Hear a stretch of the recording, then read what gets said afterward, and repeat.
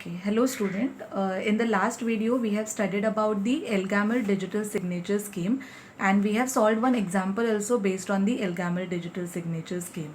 So the very first step in that Elgamal digital signature scheme is selecting the prime modulus and then selecting the generator, that is the primitive root of that prime number, right? And like I told you, that Elgamal digital signature scheme is based on what? Is based on the Diffie-Hellman K-exchange algorithm.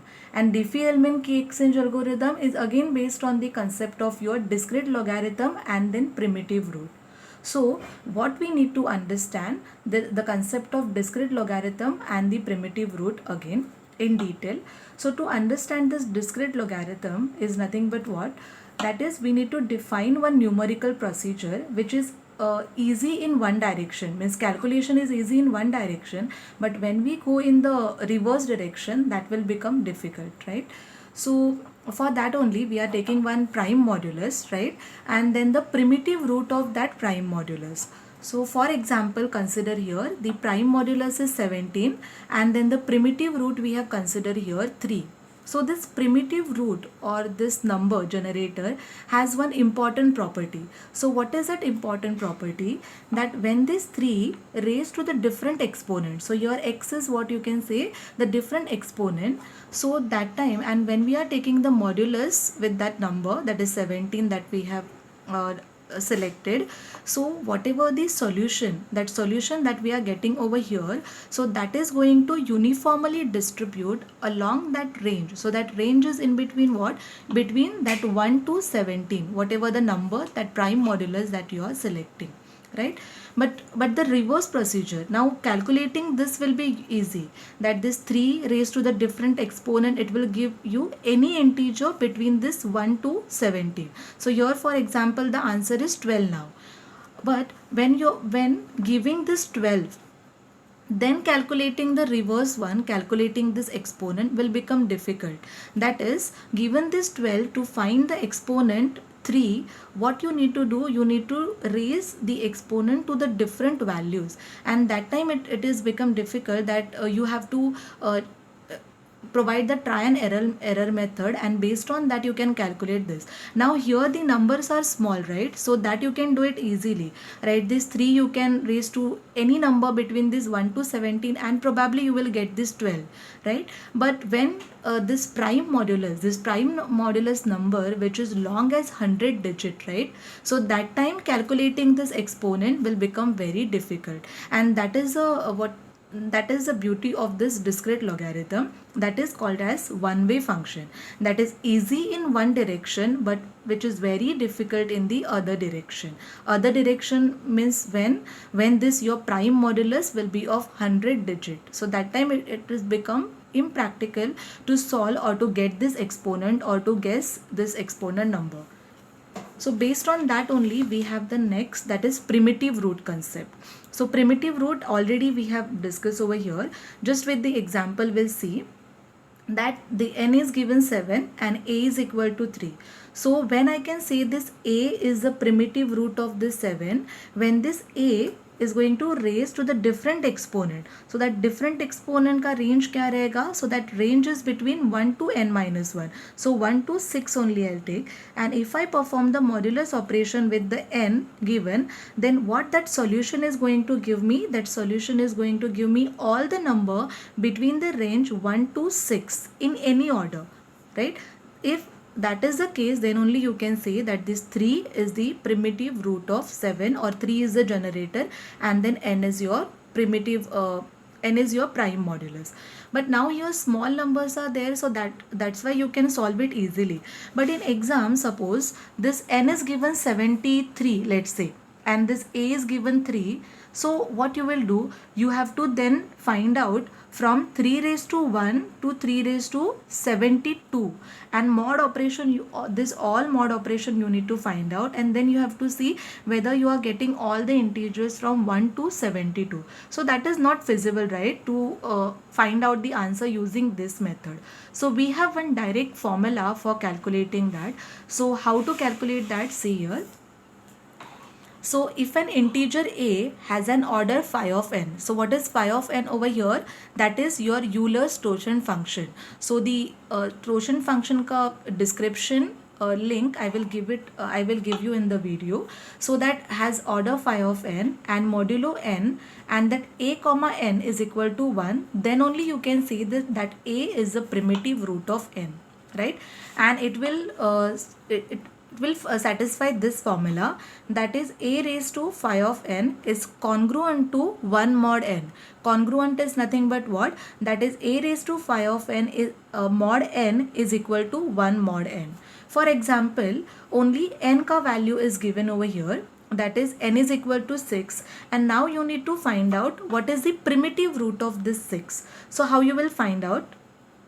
You will just simply put this value into this formula, that is a phi of 6. What is n over here? N is given 6, so you will just write here, and then congruent to 1 mod 6. So congruent, like I told you, that is a phi of 6 mod 6 is equal to 1 mod 6. So phi of n, like I told you, what is that? That is your Euler's torsion function. So how you calculate that phi of n torsion function? That is the number of elements which are less than n, right? And GCD of that numbers and n is equal to 1. Means what? GCD that number should be co-prime to n. So if you want to find out for phi of 6, how you will do that? You will take all the number which are less than 6, that is 1, 2, 3, 4, 5, and then you will check which are those number from this uska GCD with 6 is equal to 1, right? So if you find out that number, so I think 1 and 5 with this 6 you have GCD 1. So how many elements you have to take? So only 2 elements are there jiska GCD kya hai with this 6 is 1. Other elements can be discarded. So that's why this phi of 6, what will be the torsion function for phi of 6 is 2. And this is the another method that you can use. Like if you don't know this, then you can just simply divide this 6 into such number that number should be the prime number. So 2 into 3, if you will do, you will get 6, and both numbers are the prime number. And prime, to find out the prime number ka Euler's torsion function is very easy, that phi of n, and if your n is prime number, and then n minus 1 is the torsion function for that phi of n. So what you can do, this 2 is the prime number, so 2 minus 1, that will be the torsion for this 2, and then 3 minus 1, this simply 1 into 2, 2. So either you can go with this method or either you can go with this method. So what you got over here, first you need to calculate this phi of n value, that is this phi of 6 value. So what you got? 2. So now just put in that formula 2 value you got. So a raised to 2 congruent to 1 mod 6, right? So now what you have to do, now you need to find out a number, this exponent number that you need to find out over here. Then how you will find out this a, that GCD of that a and the modulus that you have should be 1, right? So again you will take the numbers which are less than this 6, and you will just see which number, the given number and 6, which number has the GCD as 1. So if you will observe 6 with 2, the GCD is ka 1 nahi aayega, with 3 also and with 4 also. So if you see 5 and 6, the GCD is 1. So that's why you can take a is equal to 5. Means what your a here, that is the primitive root, यहाँ पे क्या हो जाएगा? Generator for n, when n is 6, your generator a will become 5. How you will prove this? So you will prove this like this. Just put it into that formula. A is your 5 that you have calculated. Phi of n you got 2 congruent to 1 mod 6. Just check it. 5 square mod 6 is equal to 1 mod 6, right? So 25 mod 6 is equal to 1 mod 6. So the answer is 1, 1. So you have verified, and you can say that this is the primitive root of the given number. So 5 is the primitive root of 6, that is proved. Now this is one example which has come in the May 2019 paper, that the values are given. Mostly in exam, both the values will be given. They won't ask you to calculate the value of a. The last, that Euler's torsion function, that formula is just for your understanding that given n, how you can calculate the generator. So now these two values are given, and now suppose they told you to find out or told you to prove that 7 is the primitive root of 71. So what you will do, you're not going with that traditional method, right, to finding out these value. Simply what you can do, use the formula, okay, a phi of n congruent to 1 mod n. Now phi of n, how you will find out? What is your n? 71. So 71 congruent to 1 mod 71. So I told you, when your n is a prime number, how you will find the phi of n? Just n minus 1. So n minus 1, 17 minus 1, that is 70. So what is the phi of n for 71? Is 70. Simply n minus 1 आपको करना है if it is prime number. If it is not a prime number, then I told you what is the procedure that you can follow. So just put it over here, 7 raised to 70 congruent to 1 mod 71.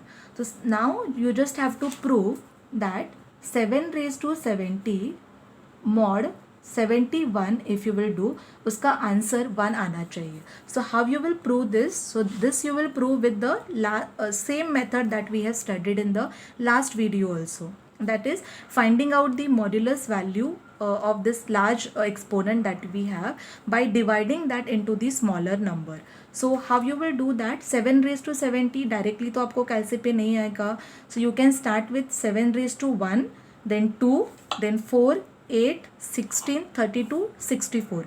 Why till 64? Because you want 70, right? So 70, how you will get? If you will add 64 plus 4 plus 2. Right, so that's why you are taking till 64. If you have a bigger number over here, suppose you have 170 over here, then what you will do, you will then find out 7 raised to 128 also. So likewise you need to find out. So first I have find out 7 raised to 1 mod 71, so simply this. Then 7 raised to 2 mod 71 करना है, तो you can take the previous value similar way. And how to find out this mod on the calci, I told you in the last video only, that go to the mode, then base n 4 and use that formula a minus a divided by b into b.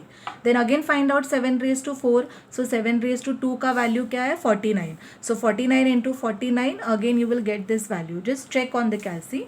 Again 7 raised to 8 you need to find out. So 7 raised to 4 का value, previous step का just value लेना है आपको. You will get this. 7 raised to 16, how you will get?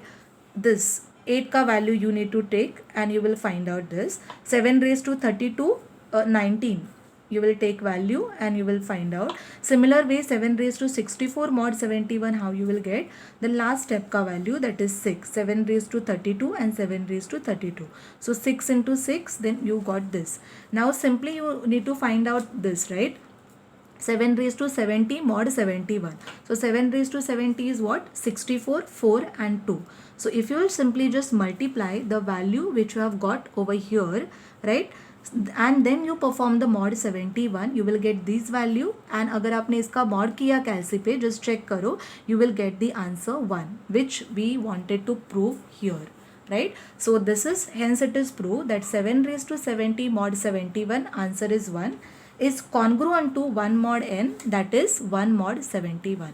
So both the side your answer is 1. Hence you can say that 7 is the primitive root of 71. So this video, I think, conclude all this, the concept of your discrete logarithm, that is calculating the one-way function, and then how to prove that a particular number is a primitive root of another number. Just use this formula. Remember this formula, how to find out the Euler's torsion function, what is the congruency, and related to this ideas, I'll give the link in the description to study it in more detail. But I hope you have understood here the concept of discrete logarithm and primitive root. Thank you.